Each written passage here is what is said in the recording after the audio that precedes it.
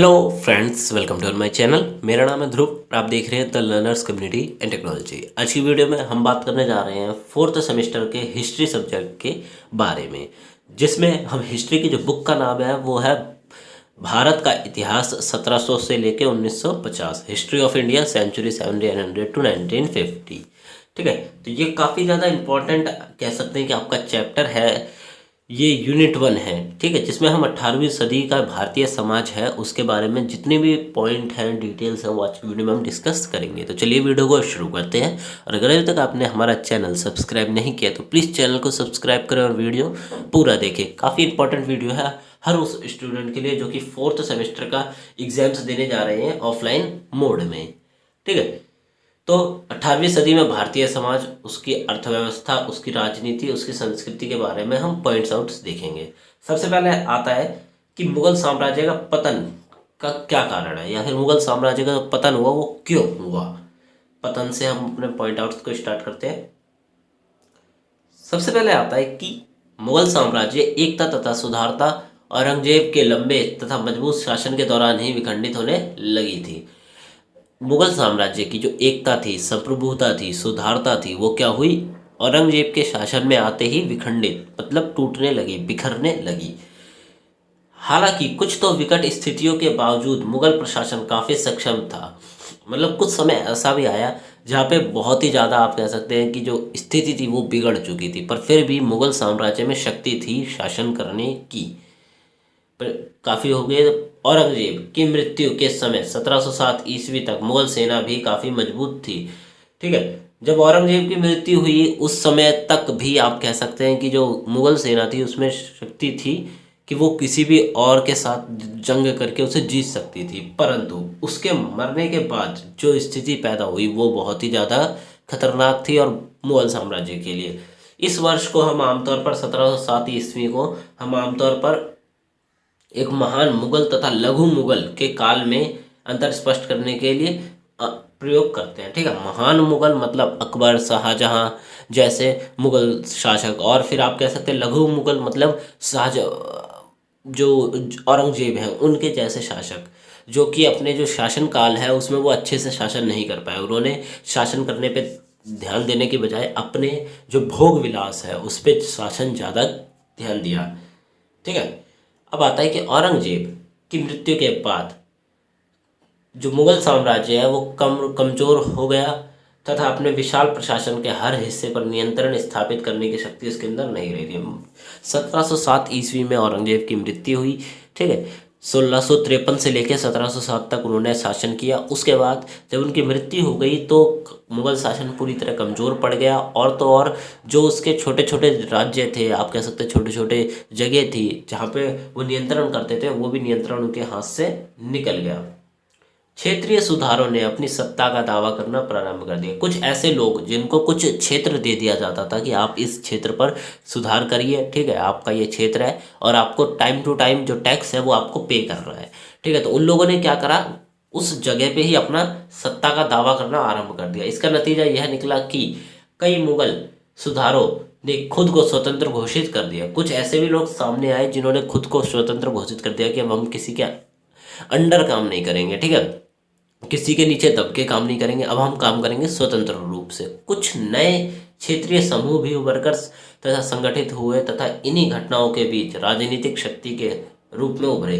ठीक है, कुछ ऐसे समूह भी उभर के सामने आए जो क्षेत्रीय समूह कहलाते हैं। ठीक है, जिनका क्या काम था कि वो लोग शासन को खत्म करके अपना नियंत्रण जमा ले वहाँ पे, और राजनीतिक समूह भी उभर के सामने आए। फिर आता है कि 1707 से लेकर पानीपत का तृतीय युद्ध ईस्वी, जिसमें अहमद शाह अब्दुल्ली ने मराठा शासकों को पराजित किया था, तक की अवधि क्षेत्रीय शक्ति के पूर्ण उदय के साक्षी बनी रही। मतलब 1707 से लेकर पानीपत के तीसरा युद्ध मतलब 1761 तक जो भी शासन काल रहा उसके दौरान जो भी क्षेत्रीय शक्तियां थी वो उभर कर सामने आई, और तो और उन्होंने काफ़ी ज़्यादा आप कह सकते हैं उनका विकास हुआ, काफ़ी ज़्यादा गुट बन गए, लोग खड़े होने लग गए कि अब हम अपने दम पे क्या कर सकते हैं, शासन कर सकते हैं, अब हमें मुगल साम्राज्य की ज़रूरत नहीं है, जिसमें राजनीतिक तथा आर्थिक विकेंद्रीकरण की व्यवस्था को जन्म दिया। राजनीतिक तथा आर्थिक विकेंद्रीकरण मतलब कि जो केंद्र के पास शक्ति थी वो अब टूट गई और छोटे छोटे केंद्र बनना आरंभ हो गए।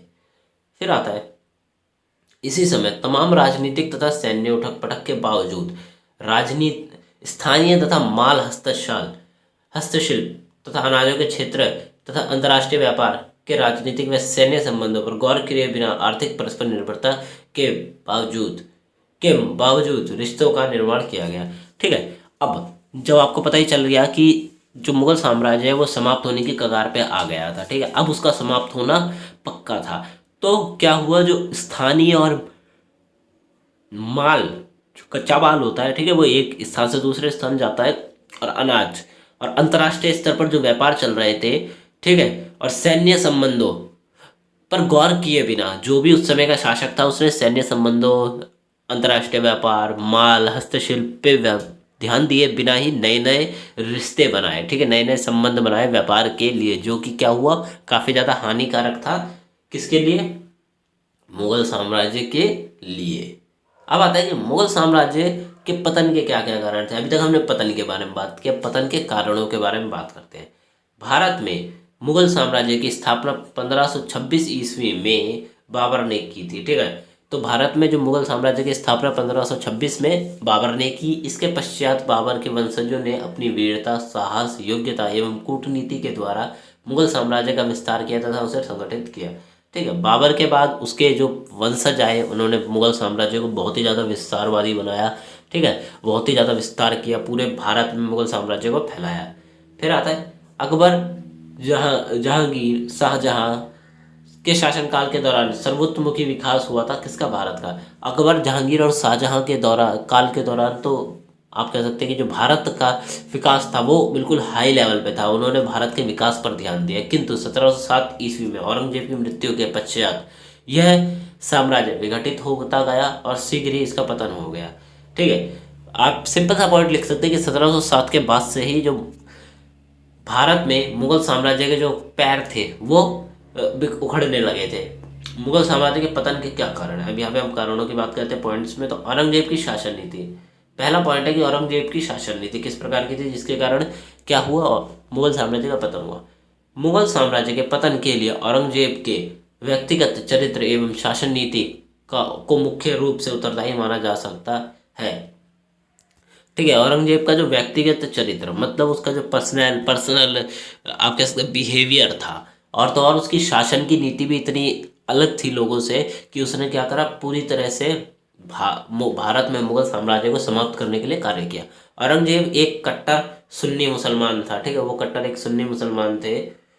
उसने अपनी शासनकाल में शिया मुसलमान, हिंदुओं, सिखों तथा अन्य धर्मावलंबियों पर अनेक प्रकार के अत्याचार किए। अब जो औरंगजेब था वो शासन तो करता था, परंतु वो शासन करते समय कठोर था। वो हिंदू, मुस्लिम और साथ में सिख, ईसाई जितने भी धर्म उस समय थे उन सब पे बहुत ही ज़्यादा उन्होंने दबाव दिया, अत्याचार करे।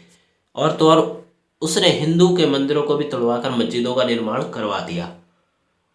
राजपूत राजा जसवंत सिंह के पुत्र को मुसलमान बनाने का भी प्रयास किया गया। ठीक है, राजपूतों के जो राजा थे जसवंत सिंह, उनके जो पुत्र हैं उनको भी मुसलमान बनाने के लिए दबाव दिया गया कि आप मुसलमान बनिए, उन पर प्रयास किया गया। उसकी कट्टर धार्मिक नीति के कारण भारत की जनता, हिंदू जनता विशेष रूप से जाट, मराठ, राजपूत औरंगजेब के विरुद्ध हो गए और उन्होंने मुगल शासन को समाप्त करने के संकल्प लेकर विद्रोह करना आरंभ कर दिया। ठीक है, अब औरंगजेब की वजह से ही जाट, मुसलमान, मराठा, ठीक है, हिंदू, इन सब ने क्या करा, संकल्प करा कि अब हम पूरी तरह से इसको मुगल साम्राज्य को हटा देंगे, क्योंकि इनकी जो नीतियां हैं वो बहुत ही ज़्यादा बेकार है। इन विद्रोह ने सुदृढ़ एवं सुसंगठित मुगल शासन के नींव को हिला दिया। अब उन्होंने कहा, इस विद्रोह ने क्या करा, पूरी तरह से मुगल शासन को हिला डाला। अब आता है औरंगजेब की दक्षिणी नीति। औरंगजेब की जो दक्षिणी नीति है उसे भी आप कह सकते हैं मुगल साम्राज्य के लिए घातक। औरंगजेब की दक्षिणी नीति ही दिशाहीन और सिद्धांतहीन थी। जो नीति थी वो दिशाहीन, ना ही उसकी दिशा थी ना ही उसका कोई सिद्धांत था, बस वो नीति बना के छोड़ दी गई। उसने बीजापुर, गोलकुंड के शिया राज्यों को शक्ति को नष्ट कर दिया। ठीक है, उन्होंने गोलकुंड और बीजापुर के जो राज्य थे उन्हें पूरी तरह समाप्त कर दिया औरंगजेब ने। इसके फलस्वरूप दक्षिण में मराठे को अपने जो प्रभाव है उसको बढ़ाने के लिए अवसर प्राप्त हो गया। यदि औरंगजेब बीजापुर और गोलकुंड शासकों के साथ सहयोग की नीति अपनाई होती तो दक्षिण में मराठों की शक्ति नष्ट करने में राज्य उनकी मदद करते। तो औरंगजेब क्या करता था, वो पूरी तरह नष्ट करने पे ध्यान देता था, ना कि अच्छे संबंध बनाने पर। जिसके कारण क्या हुआ, उसने कुल पैर पे, आप कैसे है ना, खुद के पैर पे कुल्हाड़ी मार ली। उन्होंने अपने ही मित्र राज्यों के साथ दुर्व्यवहार किया, उन्हें पूरी तरह नष्ट कर दिया और मराठा राज्य जो था उसका विकास होना आरंभ हो गया। इस प्रकार औरंगजेब की शासन नीति का मुगल साम्राज्य की शक्ति एवं संगठन पर विपरीत प्रभाव पड़ा, जिसके कारण मुगल साम्राज्य दिन प्रतिदिन पतन के मार्ग पर चल दिया। ठीक है, उन्होंने कुछ ऐसे काम किए जिसकी वजह से मुगल साम्राज्य समाप्त हो गया।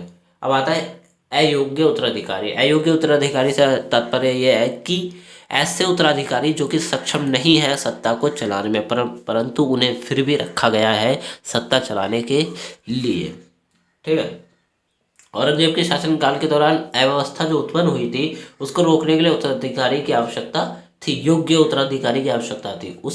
उस स्थिति पर अकबर जैसा योग्य तथा दूरदर्शी सम्राट ही नियंत्रण कर सकता था। अकबर होता, ठीक है, तो जो स्थिति है उसे संभाल लिया जाता, पर अकबर नहीं था। किंतु दुर्भाग्यवश औरंगजेब के उत्तराधिकारी में इस प्रकार की प्रशासनिक योग्यता और क्षमता का अभाव था। ना ही वो प्रशासनिक योग्यता के बारे में जानते थे और ना ही उनमें क्षमता थी। उनमें बाबर व अकबर जैसा शारीरिक बल भी नहीं था। उनका आचरण भोग विलास से पूर्ण कर होने के कारण साम्राज्य नियंत्रण एवं शासन संचालन में विफल हो सके। ठीक है, आप देख सकते हैं यहाँ पे भोग विलास लिखा गया, मतलब कि वो भोग विलास करते थे, दारू पीना, ठीक है, और तो और पूरे जीवन के ऐश उठाना, ना कि वो जो मुगल साम्राज्य है उसके लिए कार्य करते थे। अब उन्हें एक प्रकार से सरकारी नौकरी मिल गई थी, इसीलिए उन्होंने ये सब करना आरंभ कर दिया था। उन्होंने शासन की बुराई को दूर करने के लिए कोई प्रयास नहीं किया। फलस्वरूप मुगल साम्राज्य की शक्ति निरंतर क्षीण होती गई और दिन प्रतिदिन सर्वनाश होता चला गया। ठीक है, ना ही उन लोगों ने काम करा मुगल साम्राज्य को अच्छा बनाने के लिए, तो क्या हुआ, मुगल साम्राज्य समाप्त हो गया। फिर आती है आर्थिक दुर्बलता। आर्थिक दुर्बलता से तात्पर्य है कि धन की कमी। मुगल सम्राटों ने की साम्राज्यवादी नीति के कारण सरकारी खजाना निरंतर खाली होता गया। मुगल के जो साम्राज्य थे, ठीक है, उनकी ऐसी ऐसी नीतियां थी जिनके कारण क्या हुआ, जो सरकारी खजाना था वो भी पूरी तरह समाप्त हो गया। औरंगजेब के शासनकाल में आर्थिक संकट उस समय अधिक गहरा गया जब उसने दक्षिणी राज्यों पर विजय अभियान पर अपार धन व्यय कर दिया। अब क्या हुआ, औरंगजेब ने क्या करा कि उन्होंने दक्षिण के जो राज्य है उन पे विजय पाने के लिए उसने बहुत सारा पैसा बर्बाद कर दिया, जिसके कारण क्या हुआ, पूरी तरह से जो सरकारी खजाना था वो खाली होता चला गया। औरंगजेब की मृत्यु के बाद उसके उत्तराधिकारी शाही खजाने को संपन्न करने के लिए कोई कदम नहीं उठाया, बल्कि उन्होंने भोग विलासिता, अधिक खर्च की आदत ने आर्थिक समस्या को और जटिल बना दिया। अब क्या करा, मुगल औरंगजेब की मृत्यु हुई, मृत्यु होते ही उसके उत्तराधिकारियों के हाथ में, आप कह सकते हैं, शक्ति आ गई। तो उन्होंने क्या करा, पूरी तरह से सरकारी खजाने को निपटा दिया, खाली कर दिया। ना ही उन्होंने कुछ उसमें छोड़ा और ना ही उसको बढ़ाने के लिए कोई कार्य किया। धीरे धीरे इस समस्या ने विकराल रूप धारण कर लिया। जनता त्राही त्राही करने लगी। यहाँ तक कि जो राजमहल की राजा रानियां थी उनकी भी हालत भुखमरी जैसी हो गई थी। ठीक है, भुखमरी का बिल्कुल सामना करा। आर्थिक दुर्बलता के कारण दिन प्रतिदिन मुगल साम्राज्य जीवित नहीं रह सका। अब आता है सैनिक अव्यवस्था और असहनीयता, अनुशासनहीनता। तो औरंगजेब के शासनकाल के पश्चात सैन्य संगठन स्थिर हो गए थे। मतलब सैन्य संगठन औरंगजेब के शासनकाल के बाद सैन्य संगठन जो थे वो हिल गए थे, पूरी तरह वो कमजोर हो गए थे। उसके उत्तराधिकारी स्वयं अयोग्य थे। उन्होंने सैनिकों की व्यवस्था एवं अनुशासन पर कोई ध्यान नहीं दिया। अब क्या हुआ, जो मुगल साम्राज्य के उत्तराधिकारी थे औरंगजेब के मरने के बाद, उन्होंने मुगल सेना को बढ़ने के लिए एक प्रकार से कुछ भी नहीं दिया। ठीक है, उन्होंने ना ही उसको बढ़ने के लिए, ना ही वो खुद योग्य थे, ना ही उनकी सेना योग्य थी। शराब तथा अन्य मादक पदार्थों का सेवन करने में मुगल सैनिक और दुर्बल हो गए। उन्होंने नैतिक शारीरिक बल भी समाप्त हो गया था। अकबर द्वारा प्रचलित की गई मनसबदारी प्रथा में अनेक दोष आ गए थे। ठीक है, अकबर के द्वारा मनसबदारी प्रथा को चालू किया था, परंतु अकबर के जाने के बाद और औरंगजेब के मरने के बाद भी और मनसबदारी प्रथा में बहुत बड़े बड़े दोष आ गए थे। बड़े बड़े जमींदारों और सामंतों ने अपनी सेना से मनसबदार पद दिया जाता था। ठीक है, मनसब बड़े बड़े आप कह सकते हैं लोगों को, राज्य के बड़े बड़े लोगों को मनसबदारी प्रथा से नवाजा जाता था, जिसके कारण क्या हुआ, वो लोग अपने हिसाब से शासन करने शुरू कर दिए। इन मनसबदारों ने सैन्य कुशलता एवं संगठन का अभाव होने के कारण सैनिक में आलस्य एवं दुर्बलता उत्पन्न होना स्वाभाविक था। ठीक है, अब ना ही ये लोग योग्य थे और ना ही ये लोग सक्षम थे वो करने के लिए। तो क्या हुआ, उनको जो सेना दी जाती थी वो सेना भी उनकी वजह से कमज़ोर होती चली गई। धीरे धीरे अनुशासनहीनता भी बढ़ती गई। ऐसी अनुशासनहीन सैनिकों की भीड़ पर यदि सुसंगठित तथा युद्ध संचालन में निपुण सेनापति वाली विदेशी सेना ने अधिकार प्राप्त कर लिया तो इसमें कोई आश्चर्य की बात नहीं है। ठीक है, तो सैनिक इतने कमज़ोर थे, सिंपल सी बात है कि कोई भी सेना आके अगर उनसे लड़ती तो वो लोग हार जाते, युद्ध में हार जाते और उसको अपनी जगह सौंप देते। ये कोई आम बात थी। फिर आता है अमीरों व सरदारों के साथ नैतिक पतन।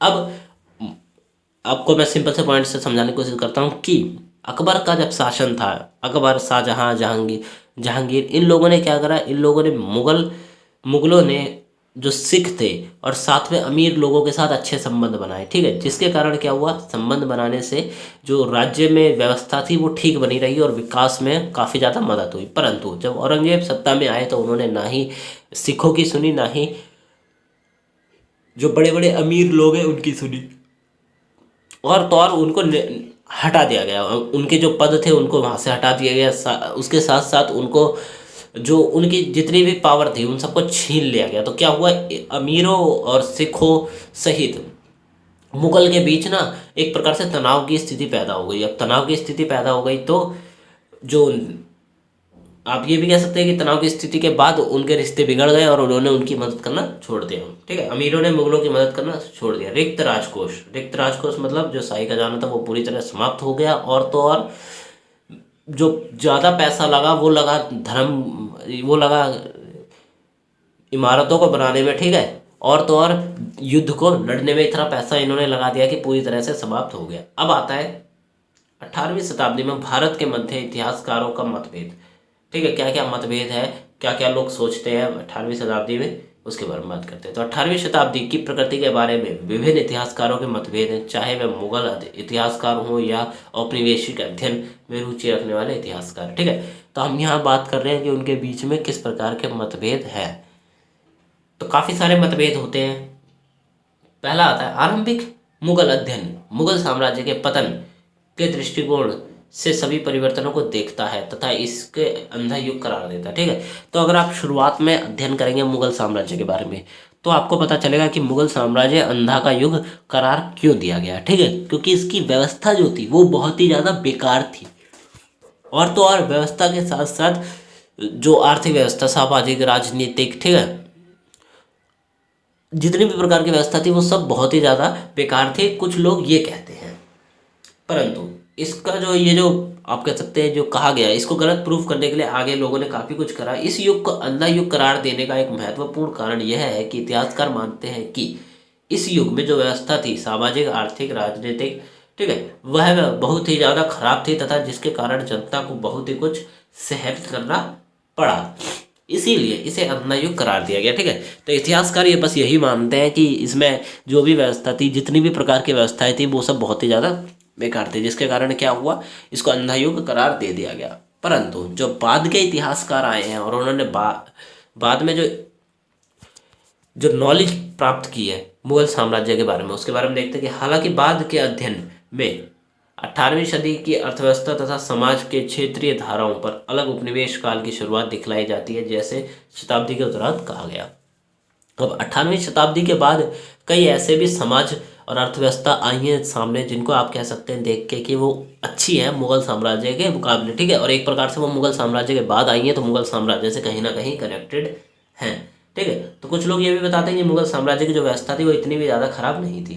भारतीय इतिहासकार उपनिवेश को भारतीय इतिहास का प्रस्थान बिंदु मानते हैं जो 18वीं शताब्दी के मध्य में प्रारंभ हुआ था। ठीक है, तो भारतीय इसका इतिहासकार कुछ लोग ये भी मानते हैं कि जो उपनिवेश शासन था उसका आरंभ हुआ था 18वीं शताब्दी के मध्य में, ठीक है, बीच में। पारंपरिक तौर पर भारत 18वीं शताब्दी को अंधा युग बुलाते हैं, क्योंकि यह राजनीतिक कोलाहल तथा आर्थिक स्थिर व समृद्ध मुगलों के आधिपत्य शासकों के मध्य फंसा हुआ था, ठीक है। इसको किस प्रकार क्यों बुलाते हैं अंधा युग, इसका एक पॉइंट ये भी है कि जो ये समय था, ठीक है, जिसको अंधा युग बुलाया जाता है, ये समय फंसा हुआ था, या ये व्यवस्था फंसी हुई थी, राजनीतिक व्यवस्था कोलाहल तथा आर्थिक स्थिर किनके बीच में, मुगल साम्राज्य के कुछ शासकों के बीच में ये व्यवस्था थी, जिसके कारण ये व्यवस्था काफ़ी ज़्यादा खराब थी। इस दृष्टिकोण को हालांकि नई पीढ़ी के भारतीय इतिहासकारों ने चुनौती दी, जिन्होंने आरंभिक मुगल शासक तथा उसके बाद अंग्रेज राज्यों की निरंतरता पर बल दिया। उन्हें छोटे राज्यों पर चिंता जताई, जो मुगल शक्ति के समाप्त होते ही उदय में आए। कुछ इतिहासकार ऐसे भी आए हैं सामने जो ये कहते हैं कि मुगल साम्राज्य अंधों का युग नहीं था, वो एक अच्छा युग था, परंतु वो मानते हैं कि जब मुगल साम्राज्य समाप्त हो गया तो जो छोटे राज्य उत्पन्न हुए, सामने आए, वो राज्यों के लिए उन्होंने चिंता प्रकट की। पूरे भारत को प्रभावित करने वाली राजनीतिक उठापटक किसी भी को भी यह पूछने के लिए बातें कर सकती है कि क्या मुगल साम्राज्य के पतन ने केंद्रीय राजनीतिक शक्ति में अंतराल उत्पन्न कर दिया और अस्थिरता को जन्म दिया, ठीक है। जब आप पढ़ेंगे तो आपके दिमाग में एक क्वेश्चन जरूर आएगा, वो ये आएगा कि क्या मुगल साम्राज्य ही था जिसने केंद्रीय राजनीतिक शक्ति में अंतर स्पष्ट कर दिया, या फिर अंतर उत्पन्न कर दिया था, और अस्थिरता को भी उन्होंने क्या जन्म दिया था। यह महत्वपूर्ण है कि मुगल साम्राज्य के पतन को ही भारतीय समाज के पतन के लिए तथा शताब्दी के बाद भारत की केंद्रीय सत्ता के पतन फलस्वरूप रिक्त स्थान भरने के लिए अवध एवं बंगाल नवाब, हैदराबाद के निजाम जैसे क्षेत्रीय शक्तियों के उदय के लिए जिम्मेदार माना जाता है, ठीक है। तो सिंपल सी बात है, हम मुगल साम्राज्य को क्या जिम्मेदार मान सकते हैं, किस किस के लिए, जो हैदराबाद में नवाब हैं उनके लिए, ठीक है, निजाम है उनके लिए, साथ में केंद्रीय सत्ता के पतन के लिए। अब आता है 18वीं सदी के भारतीय समाज एवं संस्कृति की विशेषताएं। अब हम यहाँ बात कर रहे हैं 18वीं शताब्दी में जो भारतीय समाज था उसकी क्या विशेषताएं थी और क्या रीति रिवाज थे, या फिर किस तरह की उसमें समाज में व्यवस्था थी। रीतीय समाज में विकास ना सही, परंतु अपराध काफी हद तक कम हुए थे, ठीक है। समाज में आप कह सकते हैं विकास तो ज़्यादा नहीं हुआ, परंतु जो अपराध थे उनकी जो गिनती थी उसको कम कर दिया गया था। जब हम हर समाज और संस्कृति की प्रकृति का निरीक्षण करते हैं तो हम संस्कृति एकता के कुछ संकेत तो मिलते ही हैं, ठीक है। जब आप किसी संस्कृति के बारे में पढ़ेंगे ना तो आपको पता चलेगा कि ये संस्कृति किसी और के साथ तो कनेक्टेड है ही, परंतु कहीं ना कहीं आपको उसमें संस्कृति की एकता देखने को भी मिलेगी। लेकिन दूसरी ओर समाज के विभिन्न आधारों पर काफ़ी विभाजन भी देखने को मिलेंगे। फिर आता है हिंदू समाज की प्रमुख विशेषताओं के रूप में जाति प्रथा विद्यमान थी। समाज 4 वर्ण में बटा हुआ था, ठीक है, और जाति धर्म का कठोरता से पालन किया जाता था। अब अगर आप हिंदू धर्म के बारे में बात करेंगे तो आपको काफ़ी सारी चीज़ें देखने को मिलेंगी, जैसे जाति प्रथा, ठीक है। शुरुआत में जो मानव थे वो 4 हिस्सों में बटा हुआ था एक प्रकार से, ठीक है, जिसमें 4 धर्मों में जो 4 मेन धर्म थे उसमें, तथा इसी से व्यक्ति का सामाजिक प्रतिष्ठा का निर्धारण किया जाता था। कोई व्यक्ति किस परिवार में पैदा होगा या फिर किस वर्ण में पैदा होगा यही वो बताता था कि वो आगे जीवन में क्या करेगा। उदाहरण के लिए ब्राह्मण को सर्वाधिक रूप से अधिकार प्राप्त है तथा उन्हें समाज में सर्वाधिक प्रतिष्ठा दी जाती थी, ठीक है। ब्राह्मण, क्षत्रिय, शूद्र, वैश्य, ये जो 4 थे इन सबको अलग अलग प्रकार से इनके कार्य थे, अलग अलग प्रकार के इनके ओहदे थे। आमतौर पर पेशे का निर्धारण जाति के आधार पर किया जाता था तथा बाद में इसमें कई सारे अपवाद प्राप्त हो गए थे। इससे जातिगत हैसियत की संकल्पना काफ़ी अस्थिर हो गई थी। पहला आता है महिला एवं परिवार की स्थिति। परिवार मुख्य तौर पर पितृसत्तात्मक था, परंतु केरल न्यायार समुदाय सहित कई समुदाय इसके अपवाद थे, ठीक है। तो जब शुरुआत में था तो वो पितृसत्तात्मक व्यवस्था थी, मतलब बेटा, पिता के बाद बेटा, बेटे के बाद उसका बेटा, इस प्रकार की व्यवस्था चलती रहती थी। यूरोपीय पर्यटक एवं अन्यों के अनुसार महिलाओं की काफ़ी सम्मान दिया जाता था, परंतु उन्हें घरेलू जिम्मेदारी को निभाने तथा सीमित बने रखने की आशा भी की जाती थी। अब कुछ यूरोपीय लोग ये बताते हैं कि भारत में जब वो आए तो उन्होंने देखा कि महिलाओं को जो सम्मान है वो तो बहुत सारा दिया जा रहा है, परंतु उन पर दबाव है कि वो घर में ही रहें, ठीक है, उन पर जिम्मेदारियां हैं, उनको घर से बाहर निकलने की इजाज़त नहीं थी। तो क्या हुआ, जो महिलाओं का अस्तित्व है वो था ही नहीं भारत में। फिर आता है विवाह।